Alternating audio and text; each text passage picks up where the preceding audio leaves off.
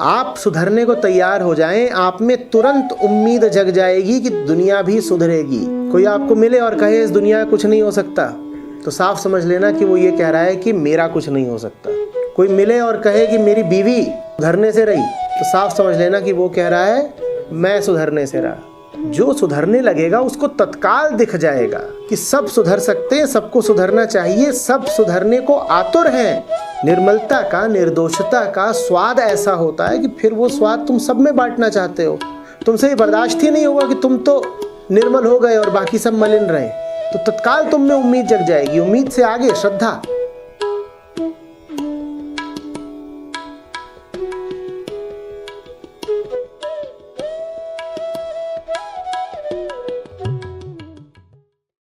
नमस्कार सर, मेरा नाम देवस्मिता है। मैं असम की हूँ और मेरे पति कर्नाटका से हैं, पर हम लगभग 15-16 सालों से दिल्ली में ही रहते हैं। शादी से पहले हमें ये ज्ञात था कि परिवार में सांस्कृतिक मतभेद हो सकते हैं आगे चलकर। मेरी परिवार ने काफी हद तक मुझे अपने इच्छा अनुसार जीवन जीने की स्वतंत्रता दी है। तो शादी के पश्चात जब कुछ छोटी मोटी बातों को अधिक महत्व दिया जाता है तो मुझे बहुत अजीब लगता है। जैसे दक्षिण भारत में ताली, जो हम उत्तर भारत में मंगलसूत्र कहते हैं, उसका ना पहनना, या बिंदी ना लगाना, या चूड़ी ना पहनना। ये मुझे लगता है काफी डीप रूटेड बिलीफ सिस्टम में आते हैं वहाँ पे। पर मैं अपनी अज्ञानता या अहंकार के कारण ऐसे संस्कृति का अनादर भी नहीं करना चाहती हूँ। कुछ वीडियोस में आपने ऐसे कहा है कि दक्षिण भारत की संस्कृति काफी अलग है।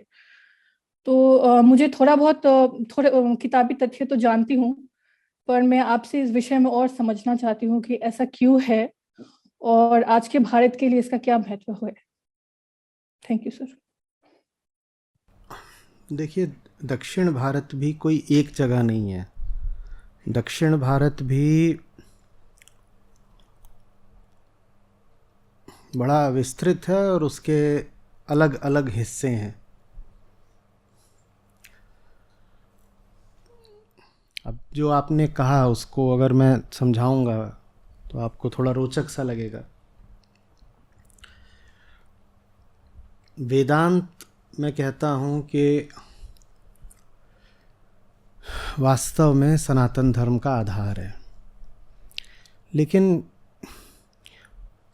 वेदांत का भी जो एक वास्तविक अर्थ हो सकता है और जिस दिशा से हो सकता है, वेदांत का भी जो सार निकलता है, उसको सब वेदांतियों ने न स्वीकार किया है न ग्रहण करा है, और वो है अद्वैत वेदांत। बहुत ये रोचक बात है कि अद्वैत वेदांत जिनसे आया वो दक्षिण भारत से ही थे और केरल से थे।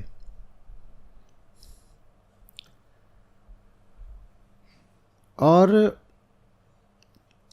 माधवाचार्य जो अद्वैत वेदांत के धुर विरोधी थे और अद्वैत वेदांत को लेके बहुत उन्होंने अपमानजनक बातें भी कहीं, वो कर्नाटक से थे।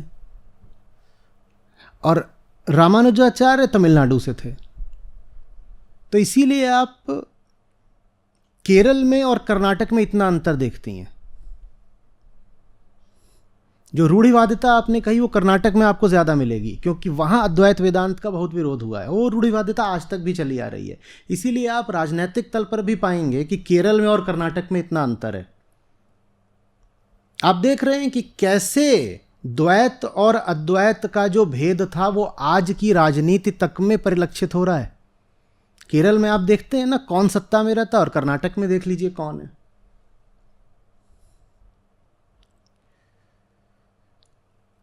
तो यहां से ये सारी बातें उठती हैं। इसीलिए तो कृष्ण अर्जुन को बोल रहे थे कि कोई समय बेटा ऐसा नहीं था जब तुम नहीं थे या मैं नहीं था। कोई समय ऐसा नहीं था, ना है, जब आचार्य शंकर ना हो और माधवाचार्य ना हो और रामानुज ना हो। वो तब भी थे, वो आज भी हैं, और संघर्ष जारी है। और जो जहां का है और जहां पर प्रभाव डाल पा रहा है उस जगह को अपनी जैसा बना देता है।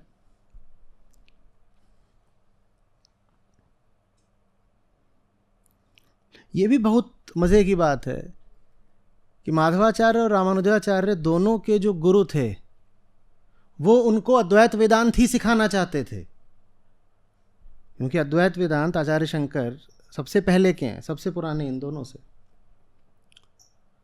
लेकिन ये दोनों अपने अपने गुरुओं से विद्रोह करके भागे और उन्होंने कहा हम कुछ और ही चला देंगे। एक ने द्वैतवाद शुरू कर दिया, एक ने विशिष्ट अद्वैत।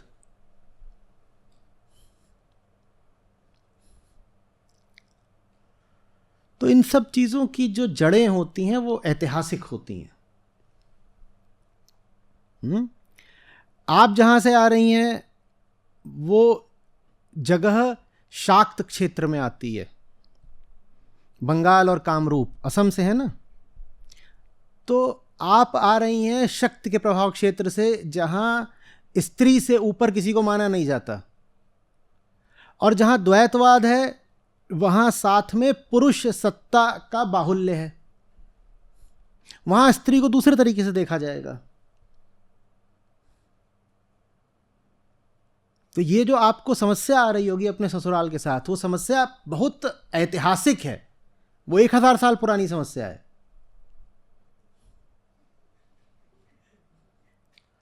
कैसे निपटाएं?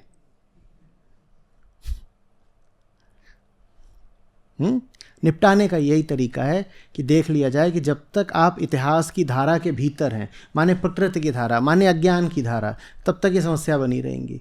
इनसे निपटने का एक ही तरीका है, प्रकृति से, इतिहास से, अतीत से परे चले जाना। किसकी शरण में? बोध की शरण में। कि हमें नहीं पता पीछे क्या हुआ था, पीछे जो भी हुआ था हम अधिक से अधिक उसको सूचना की तरह जान लेंगे, पर हम करेंगे आज वो जिसकी गवाही हमारा बोध देता है। अतीत को हम ज्ञान की तरह जान लेंगे, कोई दिक्कत नहीं, लेकिन अतीत को अनिवार्यता नहीं बनाएंगे अपनी।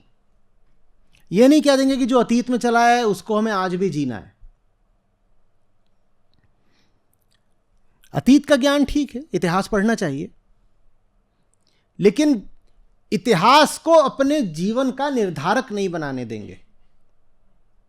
इतिहास हमारे जीवन का मालिक नहीं बनेगा, ये नहीं करेंगे। ये नहीं करेंगे कि साहब हम असम से हैं तो हमें ऐसा व्यवहार करना ही करना है क्योंकि असम का इतिहास ही ऐसा है, या हम कर्नाटक से हैं तो हमें ऐसा व्यवहार करना ही, क्योंकि कर्नाटक में तो यही परंपरा चली आ रही है। साहब हम जानेंगे, हमें सब पता होना चाहिए कहाँ का क्या इतिहास है, क्या परंपराएं हैं, सब पता हो, लेकिन हम जिएंगे ठीक वैसे जैसा हम बोध हमारा बताता है। ये है आपकी समस्या का समाधान।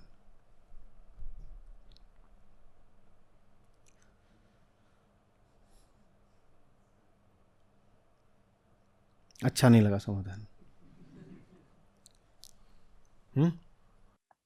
नहीं सर, ऐसी ऐसी कोई बात नहीं, मैं आपको समझना चाह रही हूँ।